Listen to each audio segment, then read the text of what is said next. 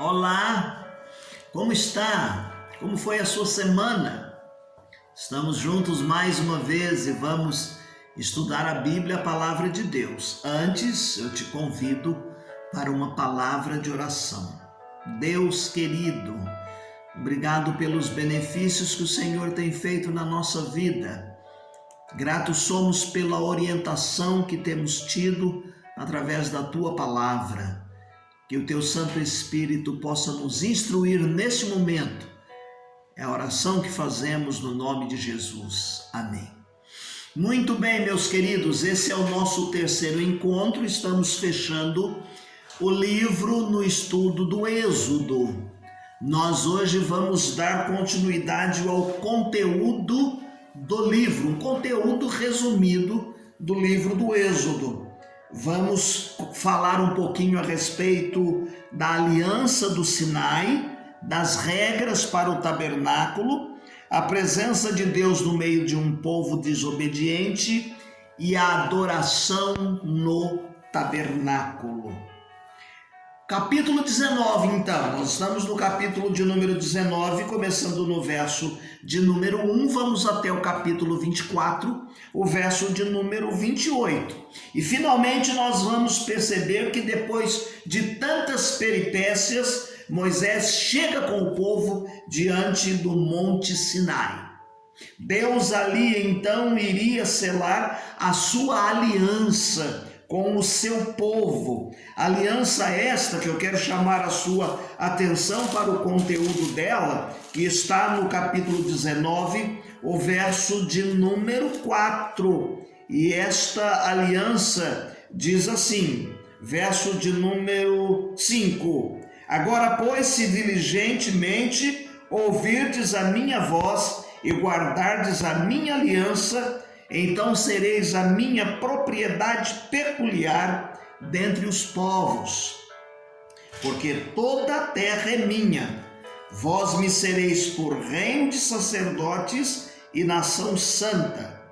São essas as palavras que falarás a Israel. Então Deus vai chamar a nação dele para fazer esta aliança, fazer este pacto, este compromisso. Em contrapartida, Deus deseja que haja obediência por parte deste povo.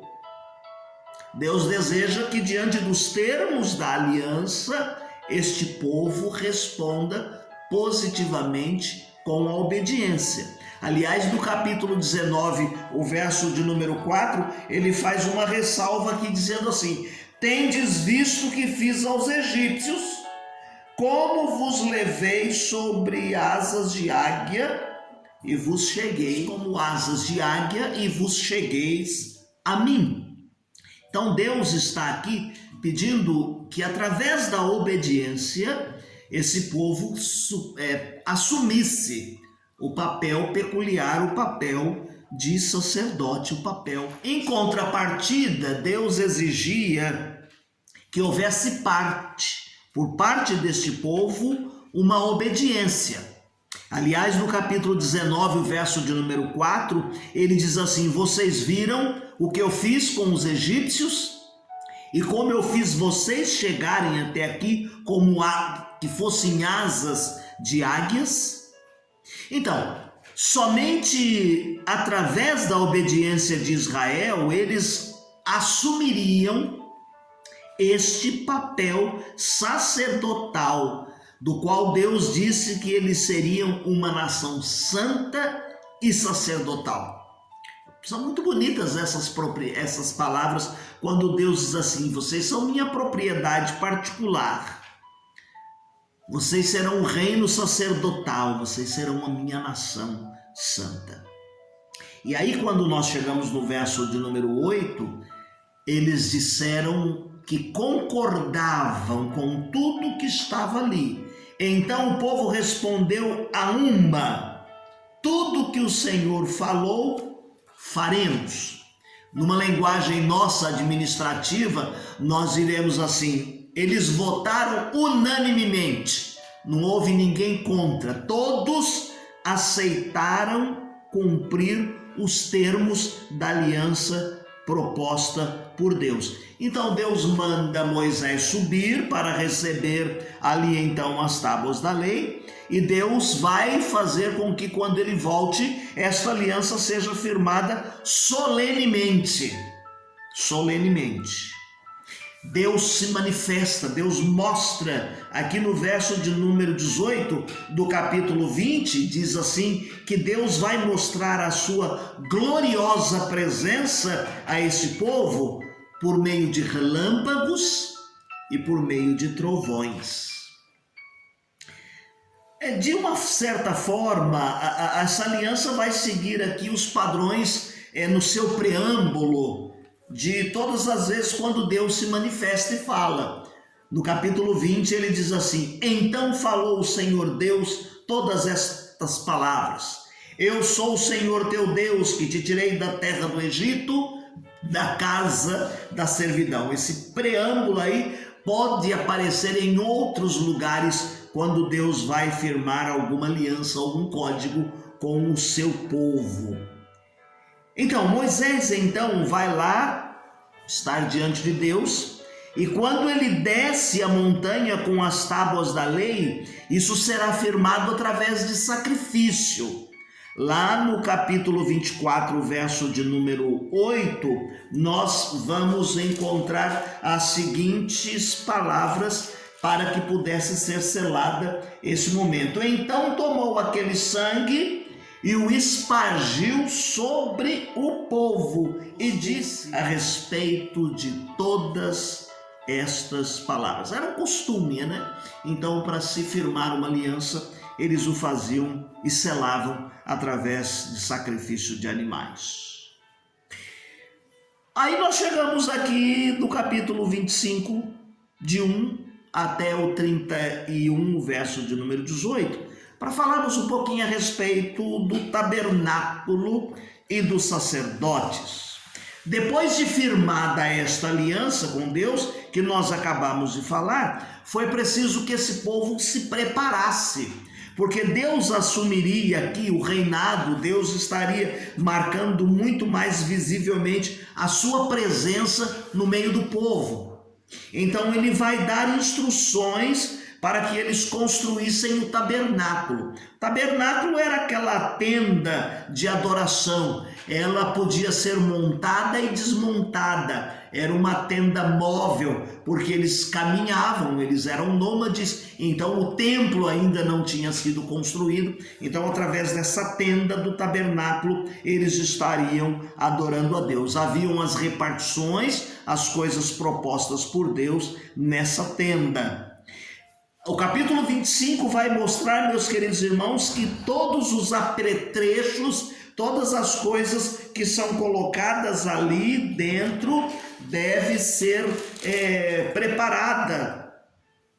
Como, por exemplo, o propiciatório, a mesa, o candelabro, a cortina. Deus dá as medidas, as especificações para que a tenda seja construída, tenda de adoração ou tabernáculo. Deus também vai falar a respeito da roupa dos sacerdotes. Aí nós vamos já no capítulo de número 28, perceber aí, você pode abrir a sua Bíblia, a partir do verso de número 3, capítulo 28, Deus vai falar a respeito da veste, das roupas, como deveriam vestir os sacerdotes.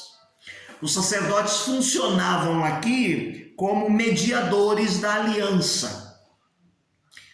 Para nós isso já não mais existe, porque a Bíblia nos diz que quando Jesus morreu na cruz do Calvário, o véu do templo se abriu e nós nos tornamos sacerdotes de nós mesmos. Nós temos livre acesso à presença de Deus. A palavra de Deus nos diz lá em 1 Timóteo capítulo 2, verso de número 5, que só há um mediador entre Deus e os homens, Jesus Cristo.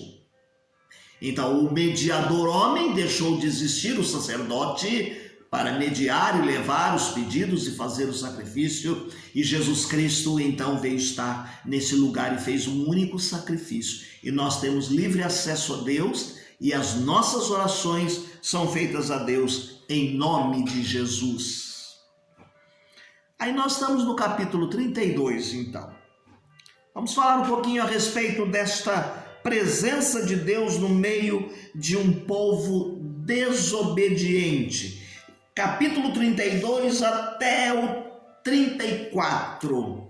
Nós vamos perceber aqui e vamos destacar que a presença de Deus veio existir no meio desse povo e ela tinha um aspecto também disciplinador.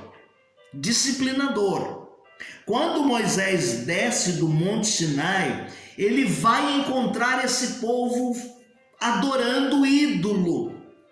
Eles disseram: Moisés está demorando. E aí eles fizeram ali um ídolo e nós vamos encontrar o primeiro flagrante de apostasia.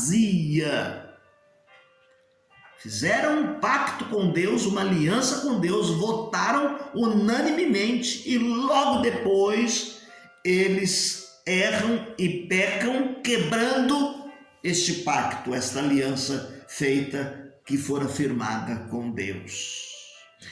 Moisés vai interceder, capítulo 32. A intercessão de Moisés. Moisés vai pedir e ele assume ali um papel de intercessor, dizendo a Deus: tem misericórdia deste povo. Você pode ler o capítulo 32, do verso 30 até o verso de número 35. Havia uma intimidade de Moisés com Deus, por isso ele cumpre esse papel de intercessor. Ele intercede por mais de uma vez, pelo menos 2 vezes. E aí entra a misericórdia de Deus, a compaixão de Deus. A Bíblia diz que a misericórdia do Senhor são a causa de não sermos consumidos. Grande é a fidelidade do nosso Deus. Então Deus aqui, com a sua misericórdia, ele vai demonstrar, não é a fidelidade do povo, porque o povo quebra a aliança, mas Deus vem com a sua misericórdia e Deus vai restaurar essa aliança quebrada. E nós vamos perceber isso no capítulo 34, de 1 a 28.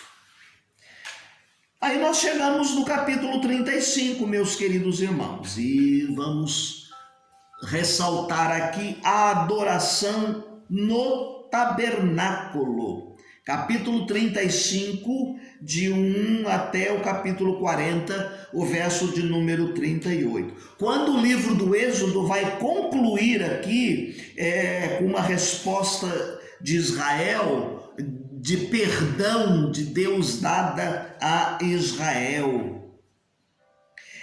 Aqui nós vamos ver, meus queridos irmãos, que a edificação do tabernáculo estava completada no capítulo 35.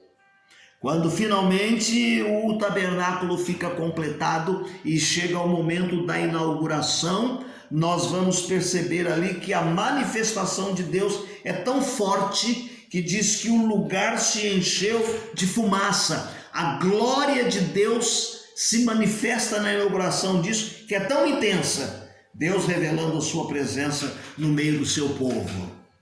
E ele o faz por meio de uma nuvem e por meio de fogo. E isso acontece em todos os momentos até que eles cheguem a Canaã. No momento em que o tabernáculo é montado, no momento em que é feito, o sacerdote conclama o povo para estar diante de Deus, Deus se manifesta desta forma, a nuvem e o fogo. Qual seria a mensagem do livro de Êxodo para nós hoje? Primeiro, Deus é o Senhor da história. Existirão reinos, poderes, nações, pessoas poderão se rebelar diante de Deus. Ele vai continuar sendo o Senhor da história. Aqueles que são rebeldes, ele castiga. Nós vemos isso na história deste povo. Independentemente de muitos dizerem: por um momento eu estive diante da face de Deus. De Gênesis ao Apocalipse, a mensagem é a mesma. Deus conduz a história. Segundo, que nós aprendemos aqui no livro de Êxodo para hoje, Deus é um Deus santo. Quando ele põe ali o código da aliança, ele diz que as regras não deveriam ser quebradas, a regra de conduta daquele povo. E ele deixa bem claro que ele é um Deus santo e ele quer que o seu povo seja santo. Para nós hoje, nós podemos caminhar lá para a carta a Pedro, que nós estudamos não faz muito tempo. Ele diz assim: sede santos, como é santo o vosso Pai que está nos céus. A outra coisa que nós aprendemos no livro de Êxodo, como a mensagem para o tempo de hoje, é que as promessas de Deus são cumpridas ao longo de um processo histórico. Aquilo que Deus prometeu a Abraão estava se cumprindo nas gerações que vieram bem depois. Deus não se esqueceu de nenhuma das promessas que fez a Abraão. Aliás, Deus sempre que fez uma promessa, ele pronuncia a expressão, a sua descendência. A sua descendência. A outra lição que nós aprendemos aqui, maravilhosa, é que todos os atos de Deus na história são redentivos. A libertação do povo da escravidão no Egito foi um meio, foi um fato, um ato histórico. Foi um ato redentivo. A redenção, a libertação desse povo veio. Deus havia dito para Abraão que eles ficariam 400 anos e Deus cumpre essa promessa e Deus os tira da casa da servidão. O que prefigura e nos ensina também a história da salvação.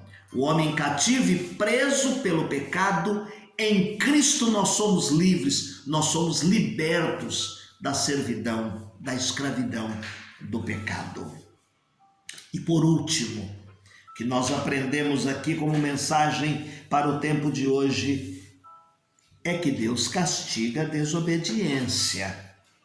Quando transgredimos as leis de Deus, nós devemos saber que Deus vai cobrar isso. Deus vai castigar. E o castigo aqui, a linguagem bíblica é assim: assim como um pai corrige o seu filho que ele ama, assim Deus faz conosco. Assim como Deus nos corrige, os pais devem corrigir os seus filhos porque eles o amam. Aqui é um ato, um exercício misericordioso. Deus o faz em amor. Deus disciplina sim, mas Deus o faz com amor. Porque Deus procede desta forma com um povo, com seus filhos, do qual Ele ama, você e eu. Então nós aprendemos nesse texto, quando vemos o povo sendo punido, quando Moisés vê o povo quebrando e ele diz várias coisas, é porque Deus amava aquele povo e queria que eles retornassem ao compromisso, à aliança que eles haviam feito. Que linda essa história, que lindos são os ensinamentos do livro do Êxodo, em que nós aprendemos a respeito de uma aliança feita ali no Sinai, tão importante, e que esta aliança faria daquele povo nação santa e sacerdotal. Deus diz assim: vocês serão minha propriedade particular, reino sacerdotal, e nasceu nação santa. Os atos poderosos de Deus no livro de Atos, de Êxodo, nos ensinam que os atos de Deus são e serão sempre poderosos. Aprendemos nesse livro que Deus mostra o seu caráter e Ele espera a responsabilidade e Ele espera que cada um de nós possamos estar diante dele vivendo uma vida de obediência.